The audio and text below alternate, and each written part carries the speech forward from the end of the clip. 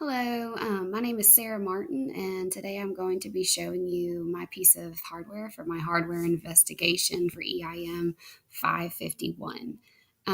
Today you are looking at a desktop for a Google Chromebook, which has kind of changed my entire school setting. The Chromebook has encompassed a lot of different kinds of technology into one, and we're able to put this technology into the hands of our students at a fairly inexpensive price. So I just kind of want to show you what the Chromebook does. Now, obviously, you're looking at the desktop and not the Chromebook itself. The Chromebook is just kind of a very small black laptop with a webcam. I'm obviously not using the webcam currently, but I do want to show you some of the great things that this Chromebook can do. You do have to have internet access in order to even log on to the Chromebook, which can sometimes be a pain, but you can't really do anything on Google Chrome without internet access. So this is Google Chrome. This is called Google Classrooms, and I've just kind of created a demo class to show you what you can do in this class. So, this is a stream. This is kind of where I can go to post assignments. Um, it's great because as an English teacher, you can see all of your students right here. I don't have any in this class because I wanted to keep their names confidential, but you can see all of their names and their work posted right here, and then you can just grade them right there, and then you can return those assignments back to those students. Then, if you want to take their feedback a step further, you can pull their assignments up on the board, whereas, in the past we would have used a document camera to do so. So here's an example. This is a student's assignment, and I've just removed their name from it. If I wanted to use this in my classroom, I could pull it up on the board, and you could see my comments off to the side. I've already met with this student one on one and given her a grade, and I would be able to kind of work on my Promethean board using Google Chrome and the Chromebook, and they would be able to look at their own Chromebook as I was doing this.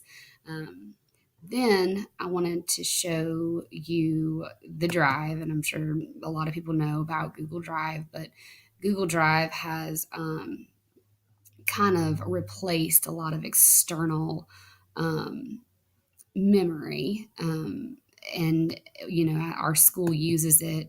We have a CMS information center, which you can see right here, where we keep all of our school centralized things. As far as assistive technology, the Chromebook has kind of taken over in this world. We have a lot of Google extensions that have replaced different kinds of assistive technology. And you can see my Chrome extensions up here that I use the most frequently. Right now, I'm actually using one called Screencastify instead of using a regular video recorder. It allows me to show you what my screen does and record my voice as I'm speaking. This is just a fun one. It's a Bitmoji app that my kids love, and they just lose their mind. I'm not logged in on this particular Chromebook, but I can put Bitmojis on their assignments as they're working on them. But as far as assistive technology, I wanted to show you this one. It's called Google Read and Write, and it is a lifesaver. Whereas previously we would have used those text to speech, big old bulky recorders to help kids that had, read aloud accommodations or things like that. This allows us to just click on this very simple extension.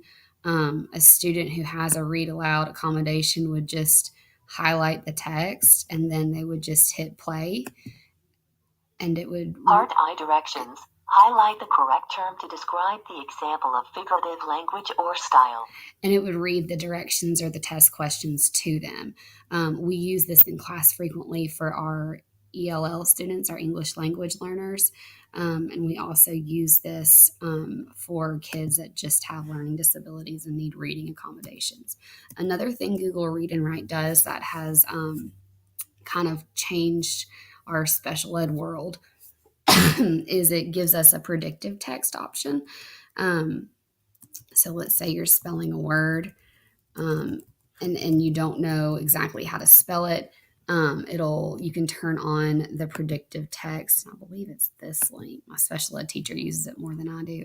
And you can use those features to kind of help the student predict what word they're trying to spell. So I just wanted to kind of give you a glimpse into our favorite piece of hardware, and I hope you learned something.